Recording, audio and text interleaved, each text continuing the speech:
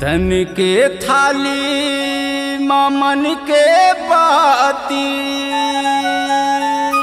सुरता के जोत जलाए हम। तोर शरण माया के बाबा, तोला मैं गोहरावत हूँ।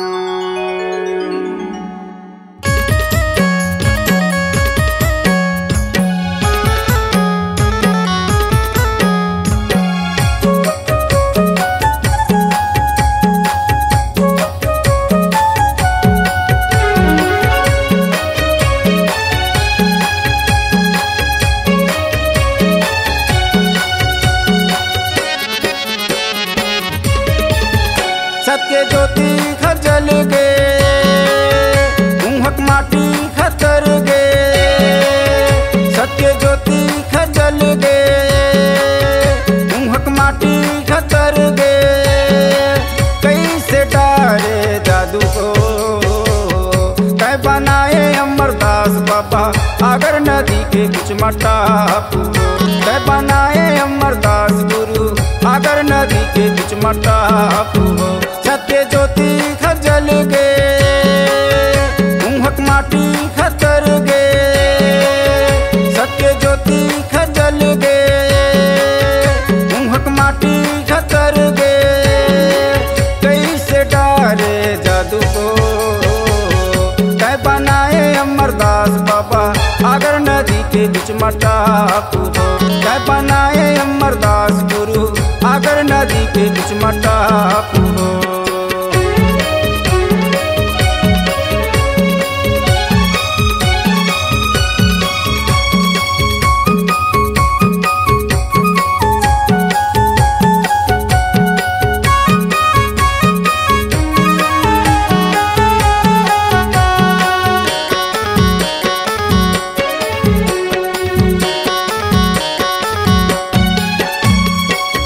फुलवारी बागे बगीचा, कोयली को हुक्मारे, कोयली को हुक्मारे।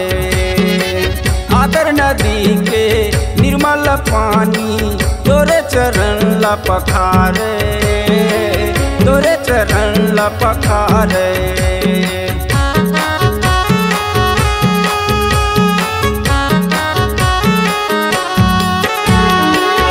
फुलवारी बागे बगीचा, कोयली को हुक्मारे, कोयली को हुक्मारे। आगर नदी के निर्मल पानी, तोरे चरण ला पखारे, तोरे चरण ला पखारे। सत्य ज्योति खजल गे, उहक माटी खतर गे। सत्य ज्योति खजल गे, उहक माटी खतर गे। कैसे डारे जादू को कै बनाए अमरदास बाबा, अगर नदी के बीच मटा कै बनाए अमरदास गुरु, अगर नदी के बीच मटा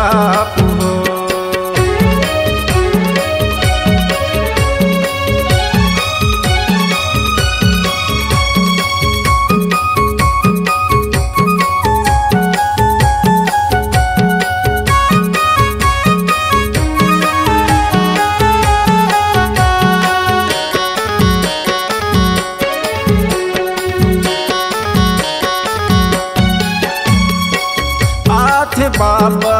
लाखों संत मन तोरे दर्शन पाथे गुरु, तोरे दर्शन पाथे।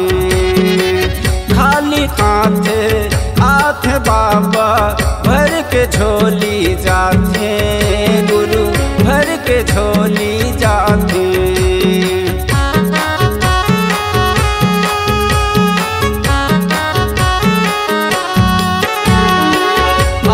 बाबा लाखों संत मन तोरे दर्शन पाथे गुरु, तोरे दर्शन पाथे।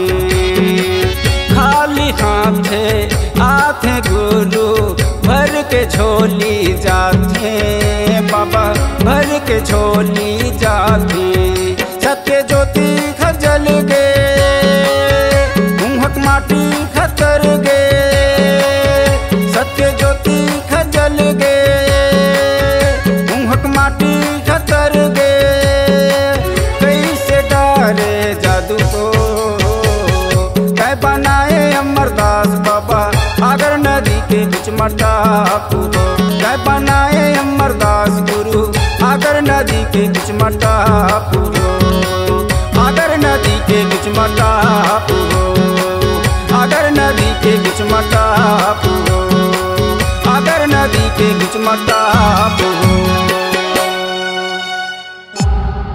C-Log Digital Recording Studio, Cordoba. Contact number 99071192215.